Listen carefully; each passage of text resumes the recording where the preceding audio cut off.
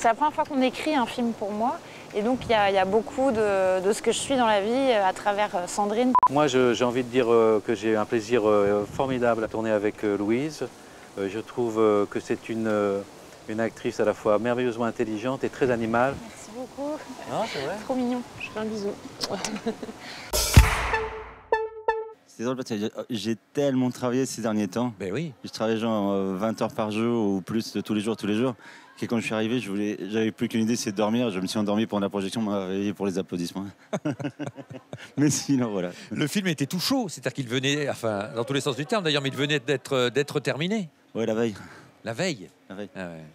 Vous vouliez le montrer. Que le festival s'inquiétait beaucoup que la copie arrive un jeu, et nous on s'inquiétait encore plus que. Alors, je voulais vous demander si vous aviez redécouvert des choses de votre film, et si vous avez dormi pendant le film, effectivement, je ne peux pas vous poser cette question. Anthony, comment j'ai aimé tout de suite. Je sais pas, oui. Puisqu'à un moment donné, j'ai hésité avec un autre acteur, puis je suis revenu à Anthony. Je ne sais pas pourquoi, parce que je le trouve très beau. et Cali sur les essais.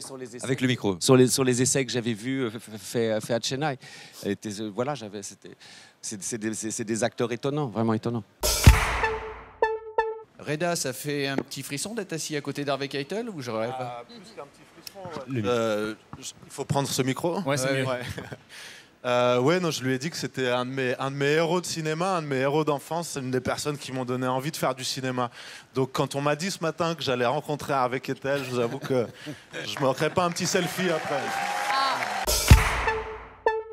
Vous avez déjà été récompensé à Cannes. Souvent, des metteurs en scène qui ont déjà été récompensés vont comme ça vers la Palme d'Or ou des Grands Prix. Vous y pensez? Non, moi je suis là, je suis déjà très heureux d'être là. Ça me suffit. Qu'est-ce que ça fait, Harvey Keitel, de jouer un vieux? Parce que là, en l'occurrence, c'est ce que vous faites. Hein. Vous jouez un vieux. Moi, je vois pas ça comme ça. C'est un être humain que je joue. Dans un film qui s'appelle Jeunesse, Youth. Oui, effectivement, le film s'appelle Youth, Jeunesse. Mais enfin, on peut le voir différemment. C'est-à-dire que chaque minute est une naissance pour chacun d'entre nous. Nos corps changent, nos esprits changent, il y a toujours de nouvelles idées qui apparaissent chaque seconde, de nouvelles pensées. Chaque pas que nous faisons, on ne sait pas où il nous mène. Chaque fois, chaque seconde est nouvelle. Et donc effectivement, même si je suis âgé, la jeunesse fait partie de notre parcours dans la vie.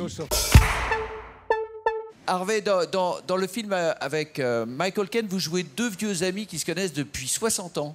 Le personnage de Michael Caine, lui, est prêt à lâcher la bride. Et vous êtes toujours plein de jus. Vous jouez un réalisateur et le cinéma est toujours là. Est-ce que le cinéma, d'une certaine manière, ça empêche de vieillir? De vieillir.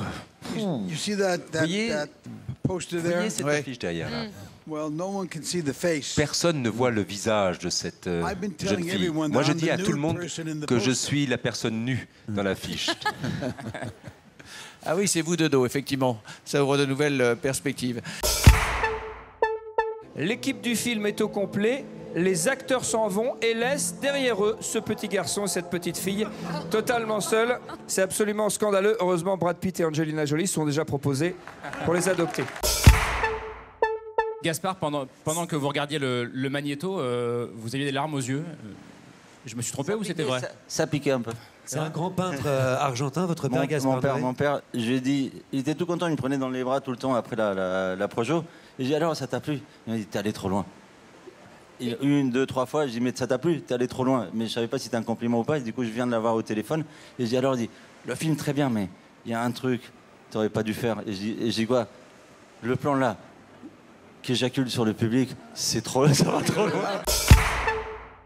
Il faut comprendre par exemple qu'il y a ce plan avec un pénis au milieu en train de se masturber, donc en érection et qui éjacule. C'est un plan extrêmement symétrique. En 3D. C'est un plan hyper esthétisant. C'est un tableau en fait, c'est un tableau vivant où vous jouez sur votre côté très formaliste d'artiste en fait, Gaspard Noé. Le défi de ce film en tant que cinéaste, c'était quoi?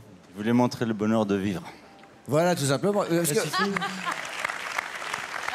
Ça se résume à ça, mon cher Augustin. Ça se résume à ça. Et le bonheur de filmer. Oui. J'aurais jamais pu rêver d'une plus grande salle pour les jacques faciales. 30 000 personnes avec des lunettes, ils étaient protégés par les lunettes.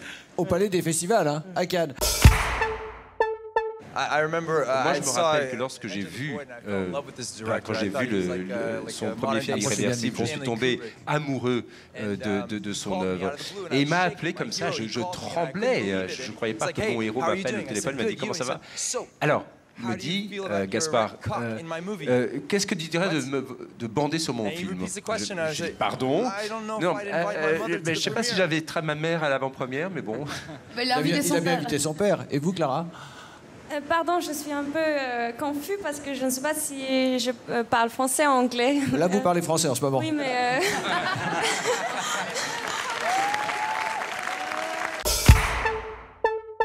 Du sexe. Beaucoup de sexe. Beaucoup de sexe, ouais. Beaucoup d'amour quand même.